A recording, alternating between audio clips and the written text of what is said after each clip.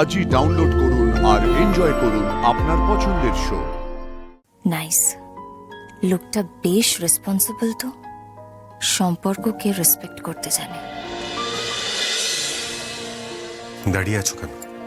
শুয়ে পড়ো।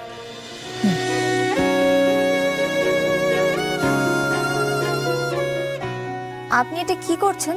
আমার বিছানা। আপনি এখানে শোবেন? হ্যাঁ। কেন?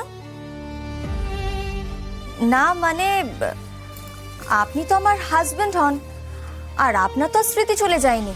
আমি আপনার পুরনো স্ত্রী, তাও আপনি আমাকে শাড়ি পরা থেকে হেসিটেট করছেন, আমার সাথে সেম বিছানায় শুচ্ছেন না কেন? মানে ব্যাপারটা কি?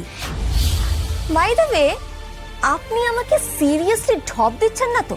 না মানে আপনি তো একটু আগে খুব স্মুথলি ঢপ দিলেন আপনার মাকে, এটাও তো হতে পারে যে আমাকে নিয়ে আপনি ঢপ দিচ্ছেন। ঢপ দিচ্ছেন? কি হলো, চুপ করে দাঁড়িয়ে আছেন কেন? আনসার মি, উত্তরটা দিন। দেখুন আমি না এত কনফিউশনে নিতে পারছি না, please please tell me the truth.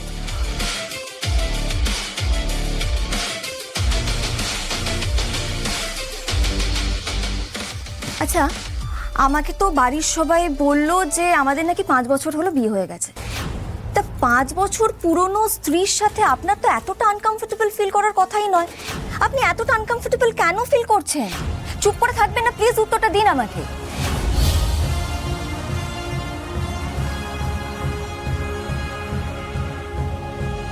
কি ব্যাপারটা বলুন তো?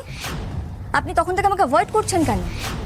আচ্ছা, আমি তো আশা থেকে শুনে চলেছি যে আপনি নাকি আমি চলে যাওয়ার পরে খুব দুঃখে ছিলেন, খুব কষ্টে ছিলেন, রাত্রিবেলা ঘুমোতে পারতেন না, পাগল পাগল করতেন। কই আমি ফিরে এসেছি বলে তো আপনার মধ্যে সে আনন্দটা আমি দেখতে পাচ্ছি না, কেন?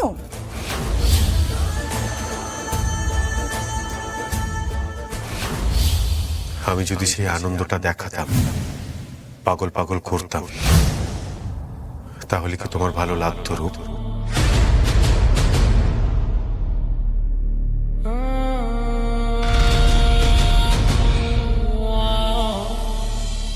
কি হলো, চুপ করে গেল কেন? তোমার কি ভালো লাগতো? ভালো লাগতো না রূপ,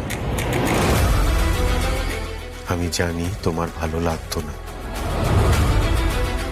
কারণ তুমি আমার 5 বছরের পুরনো স্ত্রী হলেও আমি তোমার কাছে নতুন একটা মানুষ, প্রায় পরপুরুষ,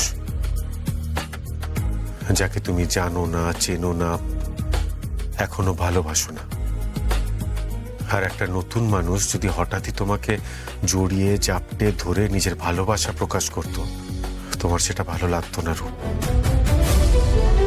তাই আমি দূরে দূরে থাকছি রূপ, আমার কোনো ব্যবহারে যাতে তুমি আনকমফোর্টেবল ফিল না করো সেই ব্যাপারে সচেতন থাকছি। That's it.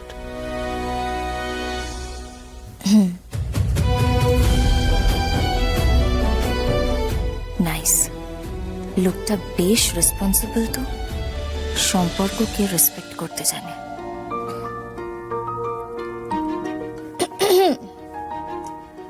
বলছি আপনি মানুষটা কিন্তু ভালো,